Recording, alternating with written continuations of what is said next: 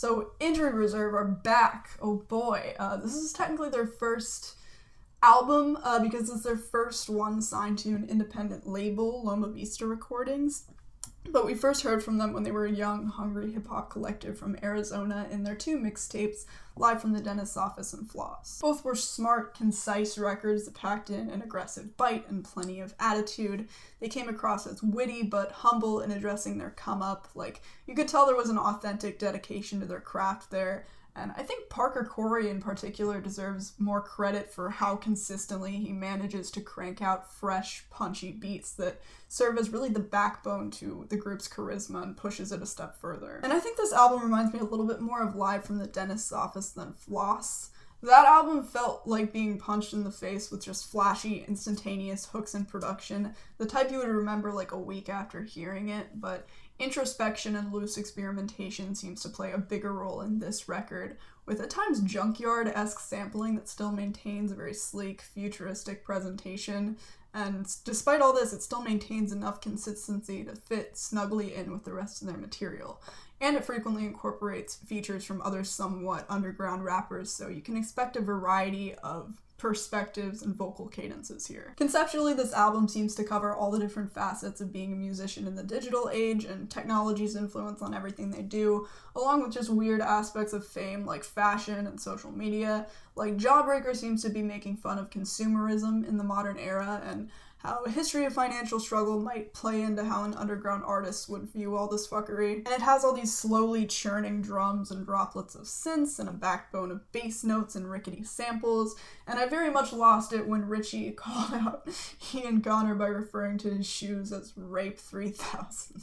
That was great. Rap Song Tutorial also dissects their presence in the industry, since I think it's poking fun at the idea of their entire lives being fueled by an underlying creative formula that they repeat over and over, and perhaps also how other artists might fall into a formulaic hole when constructing their songs, but they quickly prove themselves to have escaped this just in how stimulating the beat sounds and how cold-blooded Richie comes across. The idea behind Jailbreak the Tesla is that they want to hack into the luxury of having an expensive car in the same way you would jailbreak an iPod Touch back in the day, and it has this tinkering loop and screeching car samples over a blaring 808, and I especially love those splashes of noise that come through before Amine's verse, which totally shows off his appeal as a rapper, incorporating all this colorful language, including this line about Elon Musk developing a car and Grimes' voice being the GPS.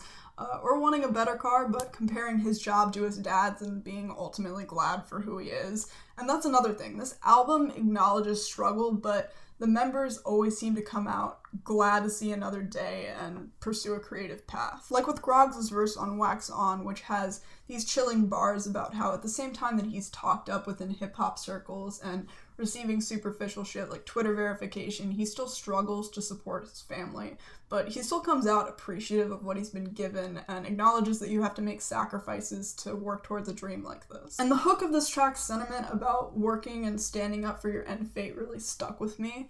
It probably has one of the most sinister beats on the whole album too, with this flood of elastic synths and piano chimes and threatening snare stabs. And things get a little tongue-in-cheek on Gravy and Biscuits, whose hook is so lighthearted and piano sample is so peppy, it almost feels like they're being sarcastic and cynical and saying that everything is great while also dealing with this arduous bullshit, like constantly needing to appeal to the internet to be successful in the underground in 2019.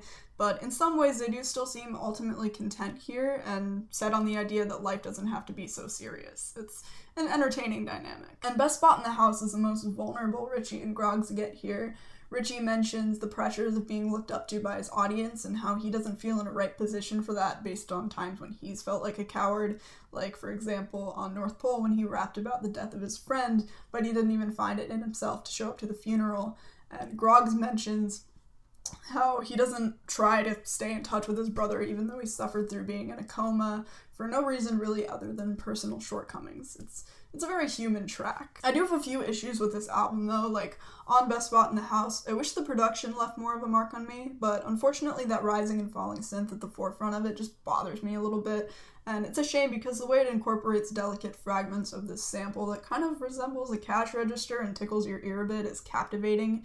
It's just the two elements don't necessarily mix well to my ears. It would also be cool if it had a moment like the destructive eruption of drums and vocal layers towards the end of What a Year It's Been, which had the power to instantly elevate it. And while I'm complaining, I may as well mention that although the onslaught of squeaky drums and vocals at the beginning of Get the Fuck Up are very well anticipated in the album sequencing, I don't think it progresses very fluidly from there. Like, the strings just seem like they clash tonally with the rest of it. And New Hawaii is a slight conceptual detour, but it's hard to stay mad about it when all the softly creeping synths and throbbing drums and rusty samples are so mesmerizing, and the lackadaisical vocal contributions from Dram and Tony Velour only contribute to that. Generally, I think this album is stellar.